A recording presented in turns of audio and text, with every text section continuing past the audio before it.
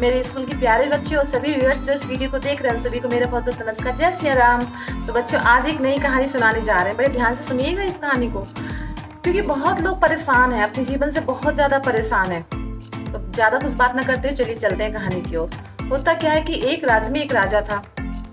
वो अपने राज्य के सभी दरबारियों को बुलाता है और उनसे बुला के दरबार में पूछता है, एक क्वेश्चन पूछता कि भाई चलो आज मुझे समस्या है, आज सभी लोग आप लोग उपस्थित हो जाते हैं, पर कभी कभी ऐसा होता है कि मैं कभी युद्ध में हूँ या कहीं ऐसी जगह पर हूँ कि मुझे सलाह की ज़रूरत होती है।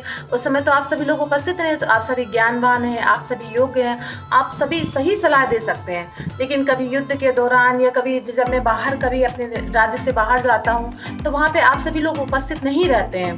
तो ऐसी स्थिति में आप सभी लोग मिलकर मुझे एक ऐसा मंत्र बताइए जो बहुत छोटा सा हो, ठीक, और जिसको मैं विपत्ति के समय या जब मैं बहुत ज़्यादा खुश हो रहा हूँ या मेरी लाइफ में बहुत ज़्यादा कोई ऐसी चीज़ आ गई है जिससे मैं परेशान हो गया हूँ या मेरे पास कोई अब चारा ही नहीं बचा है अपनी ज़िंदगी को बचाने के लिए, या मेरे पास कोई ऐसी सुख सुविधा की चीज़ें आ गई के बाद मैं बिल्कुल से डूब गया हूँ उसमें। मतलब कि मुझे एक ऐसा मंत्र बताइए आप जो कि सुख में और दुख में और किसी भी स्थिति में बस वो एक मंत्र मेरा काम कर जाए। अब राजा लोग, उनके जो राजा के वो थे दरबारी, वो सब परेशान हो गए। उन्हें लगा कि अगर राजा को सही सलाह नहीं देंगे या कोई एक छोटा सा मंत्र निकाल के नहीं देंगे तो राजा गुस्सा हो सकते, फिर उन्हें इन जैसे दरबारियों की क्या उपयोगिता दरबार में, कि जब वो कोई एक मंत्री नहीं बता पा रहे हैं, ठीक। फिर वो लोग राजा से कहते हैं कि सर थोड़ा हमें समय दीजिए क्योंकि ये मंत्र निकालने में थोड़ा टाइम लगेगा। तो राजा कहते हैं हाँ ठीक है, आप लोग आपस में विचार विमर्श कर लीजिए और फिर विचार विमर्श के बाद जो एक कोई मंत्र आएगा वो फिर हमें बता दीजिएगा। तो सभी जो उनके योग्य दरबारी थे सब इकट्ठा हो जाते हैं, आपस में खूब विचार विमर्श करते। बहुत देर विचार विमर्श करने के पश्चात एक मंत्र निकल के आता है सामने। तो लेकिन वो मंत्र एक छोटी सी पर्ची में लिख देते हैं, वो राजा को नहीं बताते हैं। छोटी सी पर्ची में मंत्र लिख देते हैं और वो राजा को दे देते हैं ऐसे बांध के। कहते हैं सर आप इसको खोलिएगा मत, इसको आप ऐसी जगह पर रख लीजिए कि आप विपत्ति में हो, सुख में हो, दुख में, मतलब ये जो मंत्र है वो हमेशा आपके साथ रहा है।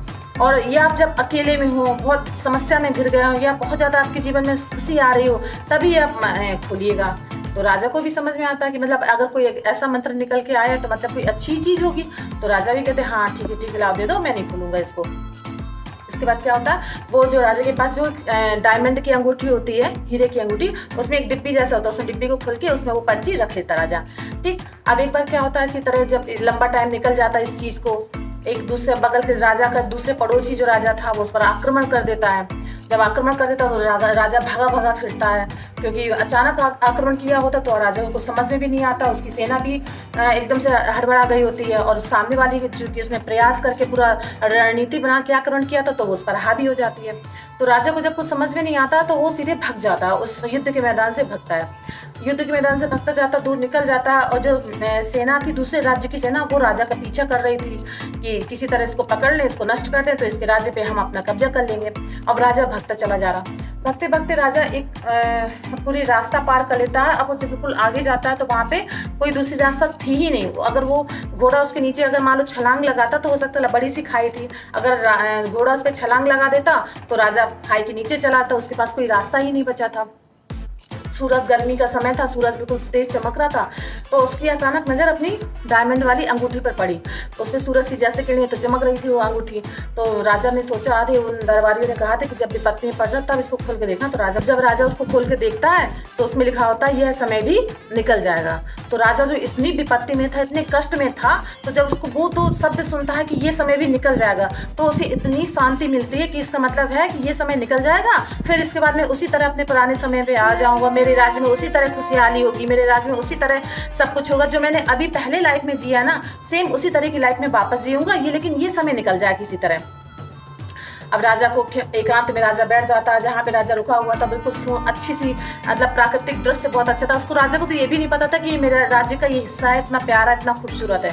वहाँ पे रुकता थोड़ी देर, जबकि सेना जो दूसरे राज्य की सेना थी वो उसके पीछा कर रही थी, उसकी आवाज़ कानों में सुनाई दे रही थी, घुड़सवार मेरे पीछे लगे हुए हैं। राजा उसी पहाड़ के आसपास कोने में जाके छुपा रहता है। उसे थोड़ा कुछ सोचने का मौका मिलता है। वो उस जगह पे छुपा रहता है, सेना आती देख के वापस चली जाती है। फिर वहाँ राजा थोड़ी देर छुपा रहता है, फिर अपनी सेना को फिर से वो संगठित करता है और फिर से वो क्या है उस राजा पे अटैक करता है, क्योंकि सामने वाली सेना थोड़ी अब शांत हो गई थी, राजा तो यहाँ का भाग गया, लेकिन फिर से वो अटैक करता है और अपने राज्य को प्राप्त कर लेता है। ठीक, जो राज्य को वो प्राप्त कर लेता है तो यहाँ पे बहुत उमंग आ जाती पूरे राज्य में कि अरे भाई हम तो जीत गए, हम जीत गए, हम जीत गए। सभी लोग उमंग बना रहे हैं, हर जगह हरियाली, हर जगह खुशहाली।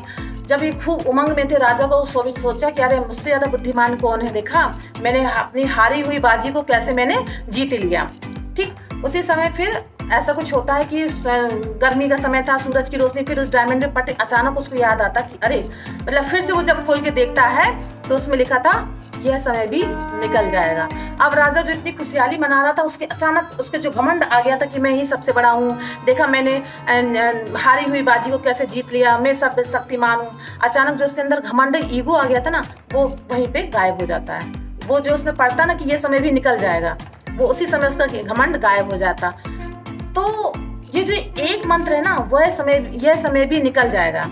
तो बच्चे, इस कहानी के माध्यम से हम आपको ये बताना चाहते हैं कि ये तो राजा की कहानी थी। ठीक, अगर हम यही चीज अपनी लाइफ में देखें ना, तो हम लोग कभी बहुत ज्यादा खुशी होते हैं, कभी कभी लोगों के जीवन में हमेशा कष्ट रहता है। वो सोचते हैं हाँ मेरे जीवन में कितना बड़ा कष्ट है, या जब खुशी होती है तो कहते हैं अरे देखो मैंने इसको प्राप्त कर लिया, मैंने इसको ऐसा कर लिया, जबकि ऐसा कुछ भी नहीं है। सुख और दुख जो होता है ना, वो एक सिक्के के दो पहलू होते हैं।